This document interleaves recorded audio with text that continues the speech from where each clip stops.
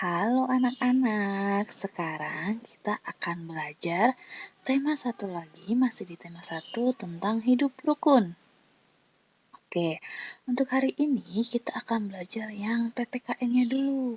Kalau kemarin-kemarin pengamalan sila pertama, kedua, ketiga sudah selesai, sekarang kita akan belajar pengamalan sila keempat dan kelima. Ayo kita belajar bersama. Simak ya anak-anak.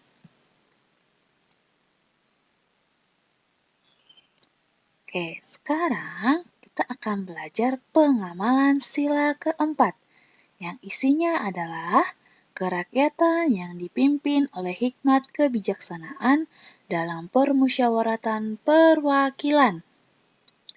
Anak-anak, pengamalan sila keempat ini tidak hanya bisa dilakukan di sekolah saja, tetapi bisa di tempat bermain, di tempat kerja orang tuamu, di Indonesia ini, dan juga di keluarga. Coba lihat contoh gambar yang sudah Ibu tunjukkan di sini. Di sini misalnya ini adalah contoh di sekolah. Mereka sedang berdiskusi. Berdiskusi itu adalah penerapan atau pengamalan sila keempat. Bisa di sekolah, bisa di masyarakat nih. Lalu bisa di keluarga. Lalu seperti ini. Misalnya saat kita berdiskusi berarti kita menyampaikan pendapat. Nah, saat pendapat kita tidak diterima orang, kita tidak boleh nih seperti ini, marah-marah. Kita harus menerima pendapat orang lain. Oke? Nah, nanti semuanya kan berpendapat ini. Nah, nanti apapun keputusannya, kita harus terima dengan ikhlas, dengan lapang dada. Nggak boleh bilang tuh, ih kan pendapat aku lebih bagus, kenapa nggak pendapat aku yang diterima? Tidak boleh seperti itu. Karena saat mengambil keputusan, kita akan selalu melakukan yang namanya voting. Suara terbanyak. Misalnya ada 3 pendapat. Lalu pemimpinnya mengatakan begini, siapa yang setuju pendapat pertama? Ada yang angkat tangan. Siapa yang setuju pendapat kedua? Ada yang angkat tangan. Siapa yang setuju pendapat ketiga? Nah, setelah ditanyakan seperti itu, maka diambil yang memilih paling banyak. Misalnya yang memilih paling banyak itu untuk pendapat kedua. Maka keputusan yang mereka ambil adalah kedua, pendapat yang kedua. Bisa di masyarakat dan juga di rumah. Misalnya di rumah itu saat mau liburan nih, anak-anak ada yang pengen ke Jogja, ada yang pengen ke Bali, ada yang pengen ke Bandung. Nah, kalian bisa berdiskusi seperti ini. Ada orang tuanya, ada anak-anaknya. Lalu ditanyakan, kamu kenapa mau ke sini? Kenapa mau ke sini? Begitu. Jadi nanti setelah ditanyakan, disampaikan pendapatnya, orang tua bisa menanyakan, ya udah keputusannya kita mau kemana? Yang setuju ke Jogja, siapa angkat tangan? Yang setuju ke Bali, siapa? Dan seterusnya. Nanti siapa yang memilih tempat paling banyak, maka keputusannya adalah ke situ. Misalnya yang paling banyak maunya ke Bali, ya udah mereka ke Bali. Ini bisa diterapkan dimanapun ya anak-anak, berdiskusi, menyampaikan pendapat, lalu mengumpulkan suara terbanyak, itu adalah pengamalan sila keempat. Oke, kita lanjut. Ini Bu Rama ada cerita nih. Hari ini ayah ingin sekali memakan ayam. Lina ingin makan ikan. Dan ibu ingin makan telur sebagai lauk. Lalu ibu berpikir, jika semua makanan ini aku masak, banyak sekali. Nanti jadi tidak habis, jadi terbuang. Sayang sekali. Setelah itu, ibu langsung menghampiri ayah dan Lina yang sedang membersihkan taman. Lalu ibu menceritakan apa yang ibu pikirkan.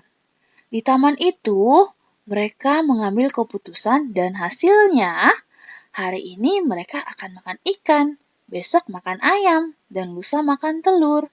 Jadi, ibu pekerjaannya jadi berkurang, nggak harus masak tiga-tiganya.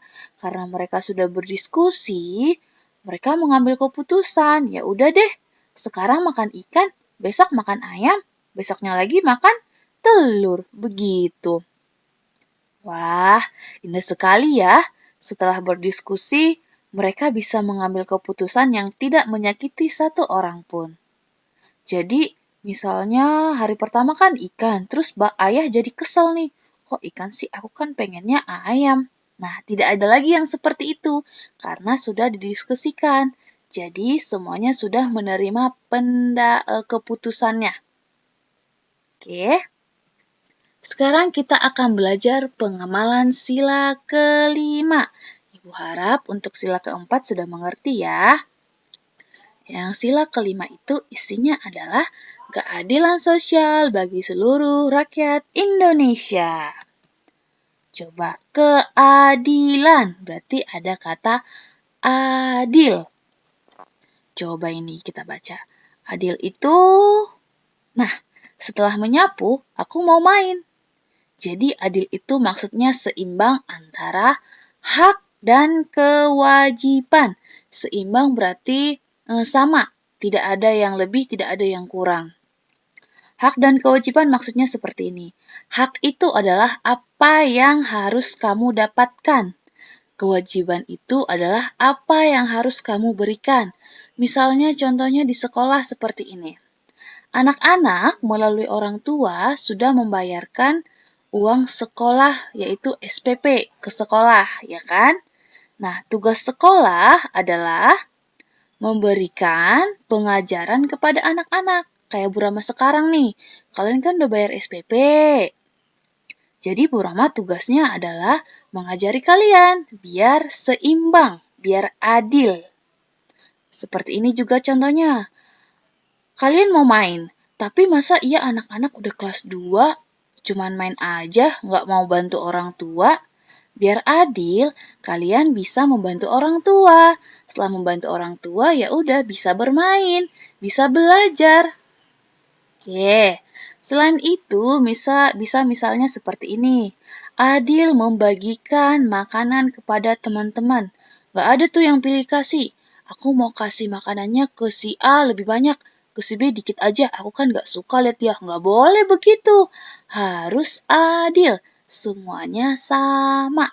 Oke? Selain itu, ada juga contohnya ini nih. Bergotong royong di masyarakat.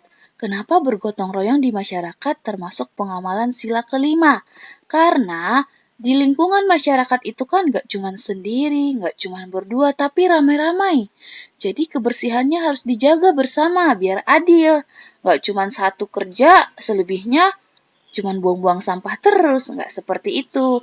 Maka seperti ini, anak-anak, orang tua semuanya bekerja membersihkan lingkungan agar lingkungannya bersih. Jadi mereka pun yang menikmati yang ada di sana juga nyaman. Yang kesekian lagi nih, ada yang lihat nih, ada anak menabung. Tapi bukan menabungnya yang Ibu mau kasih tahu, tapi hemat dalam menggunakan uang. Kenapa hemat dalam menggunakan uang termasuk pengamalan sila kelima, Bu Rama?